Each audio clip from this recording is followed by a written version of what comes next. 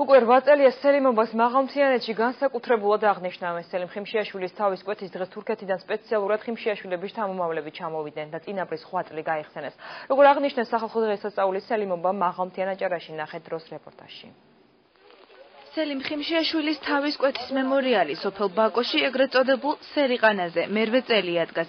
იქ სადაც ახალციხის საფაშოს მმართველ სელიმ ხიმშიაშვილს 1815 წლის 3 ივნის თავი მოკვეთეს ტრადიციულად ადგილობრივები ხიმშიაშვილების საგვარეულოს წარმომადგენლები და ოფიციალური პირები შეიკრიბნენ და თავის კვეთის ადგილას აღმართული მემორიალი გვირგვინით შეამკეს. იკრიბება აქ საქართველოს სხვადასხვა კუთხიდან განსაკუთრებული ადგილობრივი მუნიციპალიტეტის მოსახლეობა, ინტელიგენცია ვიკრიბებით, ვიხსენებთ ამ დღეს. ვამხნევთ ერთმანეთს, რამე თუ წინაპრება ძალიან რთული პერიოდი განვლეს, მაგრამ დაგვიტოვეს კარგი ისტორია. ეს ღონისძიება ყოველი წლის 3 ივნის აღინიშნება, როგორც პატივგების დღე და ერთობლივად ხულოში და შვახებში, სადაც დაკრძალულია სელიმ ხიმშიაშვილი, იქ მართავთ ღონისძიებებს. როგორ ეწინააღმდეგებოდა სელიმ ბეგ ხიმშიაშვილი ოსმალთა თარეშს და რატომ არ ემორჩილებოდა მათ? როგორ იბრძოდა აჭარა დედა საქართველოსთან დაბრუნებისთვის და რის გამო მოჰკვეთეს სელიმ ხიმშიაშვილს თავი?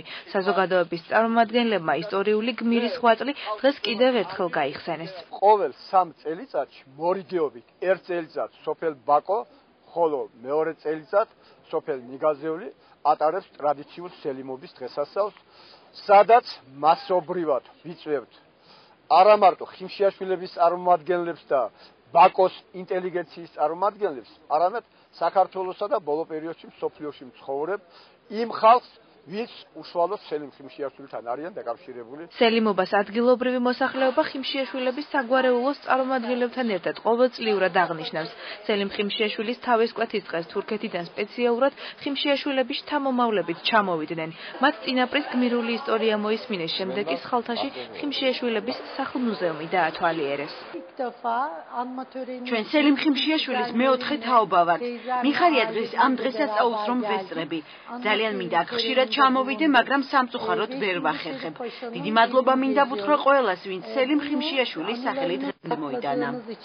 კიდევ ჩვენთვის მნიშვნელოვანი ეს დღესასწაული იმით, რომ ჩვენ სკოლას მიენიჭა ეროვნული გმირის სელიმ ხიმშიაშვილის სახელი და ამით ამაყებიც ვართ და რა თქმა უნდა, ეს უფრო დიდ პასუხისმგებლობას გვაგისრებს, რომ სწორედ ასეთი პატრიოტი მომავალთაობა აუზარდოთ. რეჟისორ ვახტანგ ბერდის ინფორმაციით, მისი თხოვნით დრამატურგი დათო ტურაშვილი მუშაობს პიესაზე სელიმ ხიმშიაშვილი, რომელიც თავის კვეთის 200 წლის თავს ეძღვნება და სპექტაკლის პრემიერა მომავალი წლის 3 ივნის ბათუმში გაიმართება. მინდა რომ ფართო საზოგადოებამ იცოდეს ამ ადამიანის გმირობის შესახებ და ამ თემაზე მუშაობთ უკვე წელიწად ნახევარია, მე და დრამატურგი დათო ტურაშვილი, ახალი პიესა დაიწერა.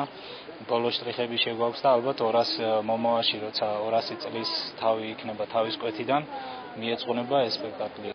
სელიმობა აჭარის მაღალმთიანეთში 2006 წლიდან აღინიშნება.